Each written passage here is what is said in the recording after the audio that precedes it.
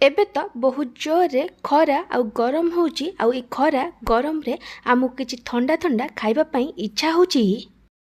ଏବେ ତ ବଢ଼ିଆ ପାଚିଲା ଆମ୍ବ ମିଳୁଛି। ମୁଁ ଆଜି ପାଚିଲା ଆମ୍ବରେ ଆପଣମାନଙ୍କ ପାଇଁ 3ଟା ଏକଦମ ସହଜ ଆଉ ସୁଆଦିଆ ରେସିପି ବନେଇବି, ଯାହାକୁ ଆପଣ ଘରେ ଥିବା ଜିନିଷରେ ବହୁତ ସହଜରେ ଆଉ ବହୁତ କମ୍ ସାମଗ୍ରୀରେ ବନେଇ ପାରିବେ। ନମସ୍କାର, ଟ୍ୱିଙ୍କଲ୍ କିଚେନ୍କୁ ଆପଣମାନଙ୍କୁ ସ୍ୱାଗତ। ପ୍ରଥମେ ମୁଁ ପାଚିଲା ଆମ୍ବର ମିଠା ବନେଇବି। ଆମ୍ବର ଏହି ରେସିପି ପାଇଁ ମୁଁ ଏଠି ଗୋଟେ ପାଚିଲା ଆମ୍ବ ନେଇଛି। ଏଠି ପାଖାପାଖି 400 ଗ୍ରାମ ଅଛି। ଆମ୍ବର କ୍ୱାଣ୍ଟିଟି ଆପଣ ଆପଣଙ୍କ ହିସାବରେ କମ୍ ବେଶୀ କରିପାରିବେ। ମୁଁ ଏଠି ଆମ୍ବକୁ ଭଲ ଭାବେ ଧୋଇକି ନେଇଯାଇଛି। ଏବେ ଆମ୍ବର ଉପର ପଟ ମୁଣ୍ଡକୁ କାଟିକି ବାହାର କରିଦେବା। ତାପରେ ଆମ୍ବକୁ ଏମିତି ଭାବେ କାଟିକି ଏଥିରେ ଯେଉଁ ପଲ୍ପ ଅଛି ତାକୁ କାଢ଼ିଦେବା। ମୁଁ ଏଠି ସବୁ ଆମ୍ବର ପଲ୍ପକୁ କାଢ଼ି ଦେଇଛି। ଏବେ ଆମେ ଗୋଟେ ଗ୍ରାଇଣ୍ଡର ଜାର୍ ନେବା ଆଉ ସେଥିରେ ଆମ୍ବର ପଲ୍ପକୁ ଦେଇଦେବା। ତାପରେ ଆମେ ଏଥିରେ ଚିନି ଦେବା। ଆପଣଙ୍କୁ ଯେତିକି ମିଠା ଦରକାର ସେ ଅନୁସାରେ ଚିନି ଦେବେ। ତାପରେ ମୁଁ ଏଥିରେ 1/4 କପ୍ ପାଣି ଦେଉଛି। ପାଣି ଜାଗାରେ ଆପଣ କ୍ଷୀର ପକାଇ ପାରିବେ। ଏବେ ଆମେ ଆକୁ କଭର କରି ଆକୁ ଭଲ ଭାବେ ବାଟିଦେବା। ମୁଁ ଏଠି ଆମ୍ବକୁ ଭଲ ଭାବେ ବାଟିକି ନେଇଯାଇଛି। ଏଥିରେ ବିଲକୁଲ ବି ବଡ଼ ବଡ଼ ଚଙ୍କ୍ସ ନାହିଁ। ଏବେ ଆମେ ଏଇ ଆମ୍ବ ପିଉରିକୁ ଗୋଟେ କଡ଼େଇରେ କାଢ଼ିଦେବା। ଏବେ ଆମେ ସବୁକୁ ଭଲ ଭାବେ ମିକ୍ସ କରିଦେବା। ମୁଁ ଏଠି ଗୋଟେ କପ୍ କ୍ଷୀର ନେଇଛି। ଏ କ୍ଷୀର ଏଠି ରୁମ୍ ଟେମ୍ପରେଚର ଅଛି। ଆପଣ ବେଶୀ ଥଣ୍ଡା କି ବେଶୀ ଗରମ କ୍ଷୀର ନେବେନି। ତାପରେ ମୁଁ ଏଥିରେ 2 ଛୋଟ ଚାମଚ କର୍ଣ୍ଣଫ୍ଲୋର ଦେଉଛି। ଏବେ ଆମେ ସବୁକୁ ଭଲ ଭାବେ ମିକ୍ସ କରିଦେବା। ମୁଁ ଏଠି ସବୁକୁ ଭଲ ଭାବେ ମିକ୍ସ କରିଦେଇଛି। ଏଥିରେ ବିଲକୁଲ ବି ଲମ୍ପସ୍ ନାହିଁ। ମୁଁ ଏଠି କଡ଼େଇକୁ ଗ୍ୟାସ୍ରେ ବସାଇ ଦେଇଛି। ଏବେ ଆମେ ଆକୁ କଣ୍ଟିନ୍ୟୁଅସ୍ ଗୋଳେଇ ଗୋଳେଇ କୁକ୍ କରିବା ଯେପର୍ଯ୍ୟନ୍ତ ଆମ୍ବ ମିକ୍ସରରେ ଗୋଟେ ଫୁଟଣା ନ ଆସିଯାଇଛି। ଆମ୍ବର ମିକ୍ସର ଏଠି ଫୁଟିବା ଆରମ୍ଭ କଲାଣି। ଏବେ ଆମେ ଗ୍ୟାସ୍ର ଫ୍ଲେମ୍କୁ ଲୋ କରିଦେବା ଆଉ କ୍ଷୀର କର୍ଣ୍ଣଫ୍ଲାୱାର ମିକ୍ସରକୁ ଧୀରେ ଧୀରେ ଦେଇ ଭଲ ଭାବେ ମିକ୍ସ କରିବା, ଯେମିତି ଏଥିରେ କିଛି ବି ଲମ୍ପସ୍ ପଡ଼ିବନି। ଏବେ ଆମକୁ କଣ୍ଟିନ୍ୟୁଅସ୍ ଗୋଳେଇ ଗୋଳେଇ ଲୋ ଫ୍ଲେମ୍ରେ 4ରୁ 5 ମିନିଟ୍ ପର୍ଯ୍ୟନ୍ତ କୁକ୍ କରିବା, ଯେମିତି ଏ ମିକ୍ସର ଟିକେ ବହଳିଆ ହେଇଯିବ। ଏଠି 4ରୁ 5 ମିନିଟ୍ ହେଇଗଲାଣି। ଦେଖିପାରୁଥିବେ ଆମ୍ବର ମିକ୍ସର ଏଠି ବହଳିଆ ହେଇଗଲାଣି। ଆକୁ ଆଉ ଅଧିକ କୁକ୍ କରିବାନି। ଏବେ ଆମେ ଗ୍ୟାସ୍ ବନ୍ଦ କରିଦେବା ଆଉ ଏଇ ଆମ୍ବର ମିକ୍ସରକୁ ଭଲ ଭାବେ ଥଣ୍ଡା ହେବାକୁ ଦେବା। ମୁଁ ଏଠି ଗୋଟେ କାଚର ବାଉଲ୍ ନେଇଛି। ଆ ଜାଗାରେ ଆପଣ ଷ୍ଟିଲ୍ର ଗିନା ନେଇପାରିବେ, କେକ୍ ଟିନ୍ ନେଇପାରିବେ, ନହେଲେ ଟିଫିନ୍ ବକ୍ସ ନେଇପାରିବେ। ଆମ୍ବର ମିକ୍ସର ପୁରା ଭଲ ଭାବେ ଥଣ୍ଡା ହେଲା ପରେ ମୁଁ ଆକୁ ଏଠି କାଚର ବାଉଲ୍ରେ ଦେଇ ଦେଉଛି। ଯଦି ଆପଣ ଷ୍ଟିଲ୍ର ଗିନା ନେଇଛନ୍ତି କି କେକ୍ ଟିନ୍ ନେଇଛନ୍ତି କି ଟିଫିନ୍ ବକ୍ସ ନେଇଛନ୍ତି, ସେଥିରେ ଆପଣ ପ୍ରଥମେ ଗୋଟେ ଛୋଟ ଚାମଚ ତେଲ ଦେଇ ଭଲ ଭାବେ ବ୍ରସ୍ କରିଦେବେ। ତାପରେ ସେଥିରେ ଆମ୍ବର ମିକ୍ସରକୁ ଦେବେ। ଏବେ ମୁଁ ଏ ବାଉଲକୁ ଗୋଟେ ପ୍ଲେଟ୍ରେ କଭର କରିଦେଇଛି। ଆପଣ ଚାହିଁଲେ ଆକୁ ଆଲୁମିନିୟମ ଫଏଲ୍ରେ ବି କଭର କରିପାରିବେ। ଆପଣ ଏ ମିଠାକୁ ଏବେ ଫ୍ରିଜ୍ରେ 3ରୁ 4 ଘଣ୍ଟା ପାଇଁ ରେଷ୍ଟ ହେବାକୁ ଦେବେ। ଆପଣ ଆକୁ ଫ୍ରିଜ୍ରେ ରଖିବେ, ଫ୍ରିଜରରେ ରଖିବେନି। ଫ୍ରିଜ୍ରେ ମିଠା ରଖିବା ଦ୍ୱାରା ମିଠା ଜଲ୍ଦି ସେଟ୍ ହେଇଯିବ ଆଉ ଏ ମିଠା ଥଣ୍ଡା ଥଣ୍ଡା ଖାଇବା ପାଇଁ ଭଲ ଲାଗିଥାଏ। 3ରୁ 4 ଘଣ୍ଟା ପରେ ମୁଁ ଏଠି ମିଠାକୁ ଫ୍ରିଜ୍ରୁ କାଢ଼ି ଦେଇଛି। ମିଠା ଏଠି ବଢ଼ିଆ ସେ ସେଟ୍ ହେଇଯାଇଛି। ଏମିତି ଆଙ୍ଗୁଠି ସାହାଯ୍ୟରେ ହାଲକା ହାତରେ ମିଠାକୁ ବାଉଲର ସାଇଡ଼୍ ଗୁଡ଼ାରୁ ଛଡ଼େଇ ଦେବେ। ଏହାଦ୍ୱାରା ମିଠା ବହୁତ ଇଜିଲି ବାଉଲରୁ ବାହାରିଯିବ। ଏବେ ଆମେ ଏଇ ବାଉଲ ଉପରେ ଗୋଟେ ପ୍ଲେଟ୍ ରଖିବା ଆଉ ବାଉଲକୁ ଧୀରେ କି ଲେଉଟେଇ ଦେବା। ତାପରେ ଏମିତି ଭାବେ ବାଉଲକୁ କାଢ଼ିଦେବା। ଏ ମିଠା ଏଠି ରେଡ଼ି ହେଇଯାଇଛି। ମୁଁ ଏଠି ଆପଣଙ୍କୁ ଦେଖାଇ ଦେଉଛି ଏ ମିଠା କେତେ ସଫ୍ଟ ବନିଛି। ସେକେଣ୍ଡ ରେସିପି ଷ୍ଟାର୍ଟ କରିବା ପୂର୍ବରୁ ମୁଁ ଆପଣଙ୍କୁ ଗୋଟେ ଛୋଟ ରିକ୍ୱେଷ୍ଟ କରୁଛି, ଯଦି ଆପଣଙ୍କୁ ଏହି ରେସିପି ଭଲ ଲାଗିବ ତାହେଲେ ଆକୁ ଲାଇକ୍ କରିବେ, ଆପଣଙ୍କ ସାଙ୍ଗମାନଙ୍କ ସହିତ ସେୟାର କରିବେ। ଯଦି ଏପର୍ଯ୍ୟନ୍ତ ମୋ ଚ୍ୟାନେଲକୁ ସବସ୍କ୍ରାଇବ୍ କରିନାହାନ୍ତି ତାହେଲେ ସବସ୍କ୍ରାଇବ୍ କରିବାକୁ ଜମାରୁ ଭୁଲିବେନି। ପାଖରେ ଥିବା ବେଲ୍ ଆଇକନ୍ରେ ଅଲ୍ ନୋଟିଫିକେସନ୍ରେ କ୍ଲିକ୍ କରିବେ। ଏହାଦ୍ୱାରା ମୋ ଯେଉଁ ଭିଡ଼ିଓ ଆସିବ ଆପଣ ପ୍ରଥମେ ଦେଖିପାରିବେ। ଯଦି ଫେସବୁକ୍ ଇନଷ୍ଟାଗ୍ରାମରେ ଦେଖୁଛନ୍ତି ତାହେଲେ ଫଲୋ କରିବାକୁ ଜମାରୁ ଭୁଲିବେନି। ମୁଁ ଏବେ ପାଚିଲା ଆମ୍ବ ଲସି ବନେଇବି।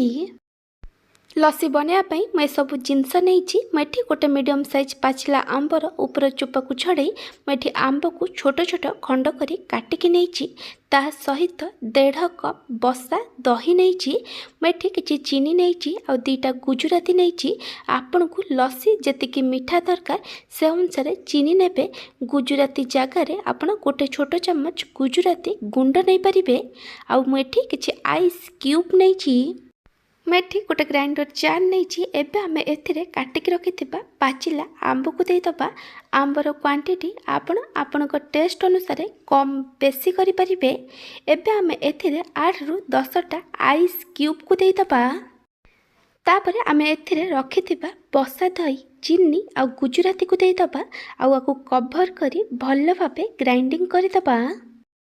मैं लस्सी को भल भाव ग्राइंडिंग करके नहीं जाइए मैं आपण को कंसिस्टेंसी देखे दूची ए लस्सी एटी रेडी हो जाइए। एबे आम को सर्व करवा मैं 2टा ग्लास नहीं प्रथमे मुझे बरफ खंड को दौची तापरे आम एथिरे बनिकी रखिथिबा लस्सी को देदबा तापरे मु आउपरे किछि छोट छोट कटा हितबा काजू आ चेरी के देई गार्निशिंग करि दउची। एठी ऑप्शनल अछि काजू आ चेरी रो क्वांटिटी आपण को टेस्ट अनुसार कम बेसी करि परिबे। आंब लस्सी एठी रेडी हो जाइछि।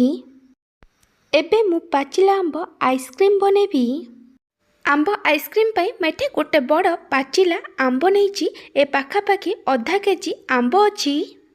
आंबर क्वांटिटी आपण हिसाब रे कम बेसी करि परिबे। मैं आंब को भल भाबे धोईकी नहीं जाइछि। एबे आमे आंबर पल्प को काढ़िबा।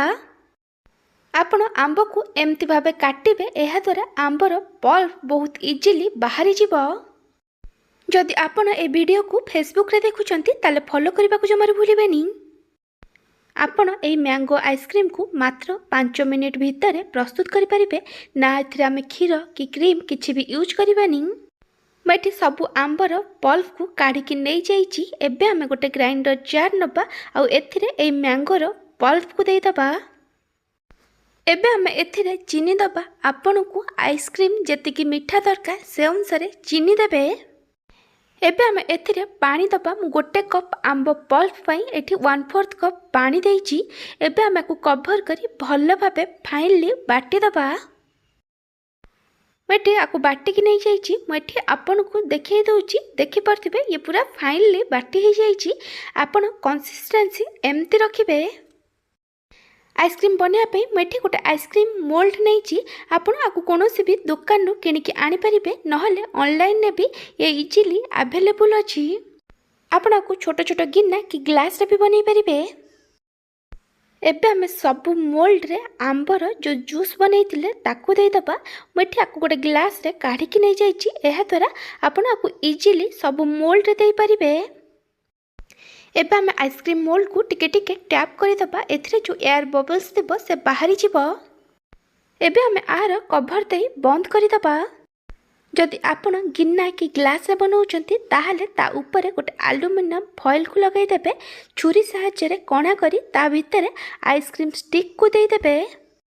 एबे आमे को 8 रु 10 घंटा पई फ्रीजर रे रखि दबा। जोठी आपण बरफ जमांती सेठी आको 8 रु 10 घंटा पर्यंत रखि देबे। मैं 10 घंटा पर फ्रीजर रु आइसक्रीम मोल्ड को काढ़ी देइछि। एबे आमे ए मोल्ड रु आइसक्रीम को काढ़ीबा। मैं कड़ाई रे नॉर्मल पानी नहीं आपण गरम पानी कि ठंडा पानी नेबेनी।